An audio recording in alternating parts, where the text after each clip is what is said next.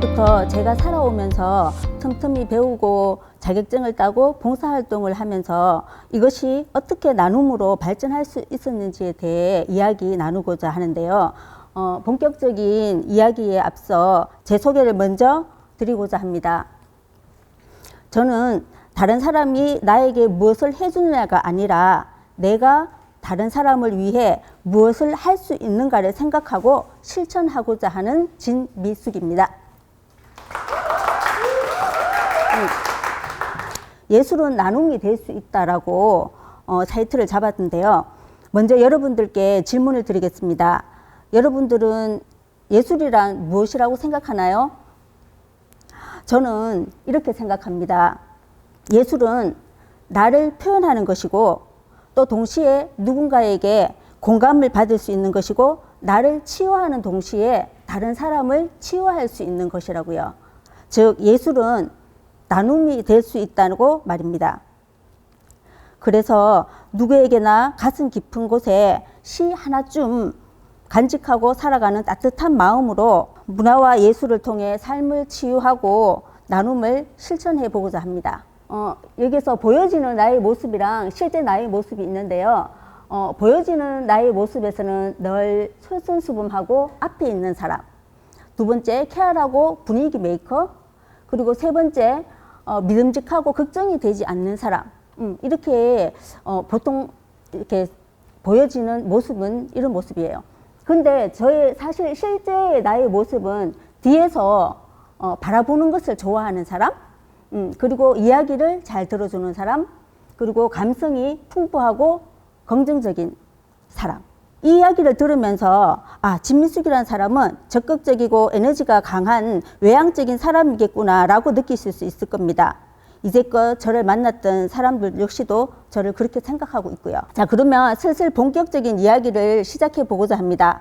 저는 문화예술에 관심이 많은 만큼 타도시에서 부러워하고 살고 싶은 도시, 문화예술의 도시 7곡을 만들고 싶은 바람이 있습니다. 그래서 첫 번째, 내가 먼저 문화예술을 접하고 배워서 전문가가 되는 것이고요. 두 번째, 배움을 통한 경험과 노하우를 이웃과 더불어 나눔을 실천하는 것이고요. 세 번째는 공간 활용을 통해서 다양한 문화예술 활동을 접하고 누구나가 쉽게 우리 이웃이 다 예술인이 되어서 문화예술 도시의 7곡을 알리는 것입니다. 자, 여기서는 배웠더니 나눌 수 있네 라는 타이틀을 주고 있는데요. 옛말에 그런 말 있죠. 배워서 남주나. 한마디로 배워서 나눕니다.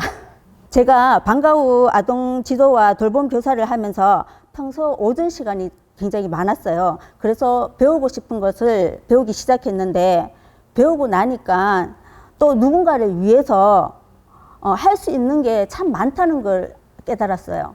배워서 남주냐가 아니라 배워서 나눈다가 되는 거죠. 아이들을 지도하고 가르치다 보면 오히려 제가 배우는 것이 더 많았어요. 그리고 또 힐링을 덤으로 얻고요. 자, 여기 배움의 연결점이라고 했는데요. PPT에는 전부 담지는 못했지만 사실 저는 청소년 지도사, 사회복지사, 미디어 지도사, 미술치료 상담사, 레크리에이션 지도자, 가족 상담사, 독서 치료사, 타로 상담사 등의 자격증이 여기에 나열하지 못한 게 굉장히 많아요. 한 13년 정도 제가 봉사를 하면서 계속 이렇게 직장을 다니면서 오전 시간이 많다 보니까는 이렇게 배움을 가지게 되더라고요. 그리고 나서 또 푸드 테라피, 스포츠 댄스, 한국 무용, 성악, 시 낭송, 문학, 장구 등 다양하게 정말 다양하게 배웠어요.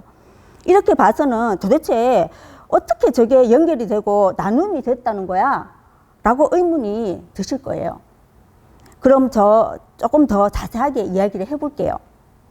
저는 웃음치료랑 레크레이션, 미술치료, 푸드테라피, 독서치료, 타로카드 등은 상담이라는 것과 연결이 되었어요. 그래서 관내 초, 중, 고등학교에서 강의를 하거나 아니면은 뉴스타트 상담원이라고 있어요. 학교에서 이제 적응하지 못해서 이렇게 있는 애들을 학교로 복귀시키는 그런 프로그램을 하는 연결되었어요.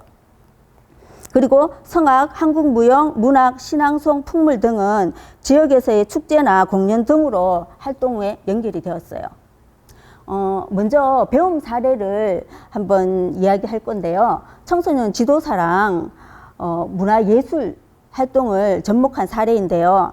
보통 사춘기 청소년들을 대화할 때 여러분들 어떻게 하시나요? 내가 어른이고 내가 옳으니까 너는 무조건 내 말을 들어. 보통 엄마들이 그렇게 많이 하죠. 그런데 그렇게 대화를 하신다면 아이들은 마음의 문을 닫고 이야기를 하지 않을 겁니다. 아이들과 이야기하기 위해서는 아이들의 눈높이를 맞춰 스스로 대화의 주체가 되어 이야기하도록 하는 것인데요. 자, 어떤 방법이 있을까요?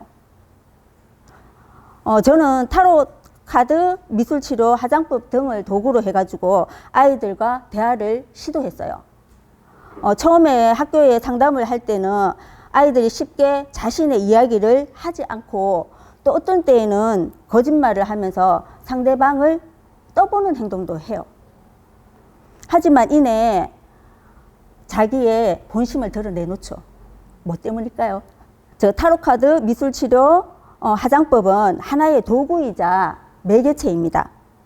타로의 그림, 미술의 색채, 그리고 개인의 관심사, 자기만의 가지고 있는 그런 관심사가 하나로 연결되어 자신들의 색채를 드러냅니다.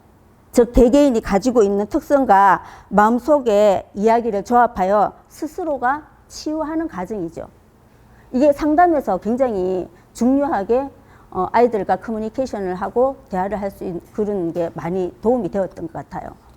자, 두 번째는 경험 사례 두 번째인데요. 다양한 문화 활동과 영상 편집을 접목한 사례예요. 문학 모임, 신앙송 모임, 성악 모임 등을 활동을 하다 보면 그날의 활동 사진들을 이렇게 찍어 두는데요. 사진들을 모아 편집하고 기록하고 정리를 남겨두어야 할 때가 종종 있어요. 지나간 것은 갈수록 시간이 지나갈수록 흐릿해지고 잊혀지죠. 흘러간 거 다시 되돌릴 수가 없잖아요. 이렇게 배운 것을 기록이나 영상으로 남겨두면 추억과 역사가 됩니다. 더 나아가 시행착오의 과정이 되기도 하고요. 더 중요한 것은요. 배움과 인간관계의 연결고리입니다. 배움을 통해 도움을 주고받으며 서로 나눌 수가 있게 된답니다. 자, 그러면 행복한 문화도시 7곡을 어떻게 만들 수 있을까요? 저 나름대로는 첫 번째, 시간이 날 때마다 꾸준히 배우고 익히고 나누기.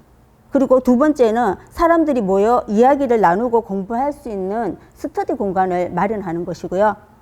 그리고 세 번째는 서로가 서로에게 선한 영향력이 전파되고 관계가 확산시키기. 앞서 이야기를 들었던 배움의 연결점처럼 7곡의 문화예술도시로 만들겠다는 이야기처럼 나로부터 시작하여 연결고리가 점점 확산되어 다양한 문화예술 활동을 통해서 행복한 도시 7곡을 만들 수 있으리라 기대합니다. 여기까지 배움을 통한 나눔을 실천하고 나눔이 누군가에게 도움의 손길이 되어 나비 효과처럼 선한 영향력이 전파되어 누구나가 시인이 되고 누구나가 예술인이 되고 문화와 예술이 공존하는 문화예술의 도시 행복한 7곡을 꿈꾸는 저의 이야기였습니다. 자, 여러분 저와 함께 문화예술의 도시 행복한 7곡을 만들러 가시죠. 네. 문학과 예술이 살아 숨쉬는 행복한 7곡 화이팅입니다.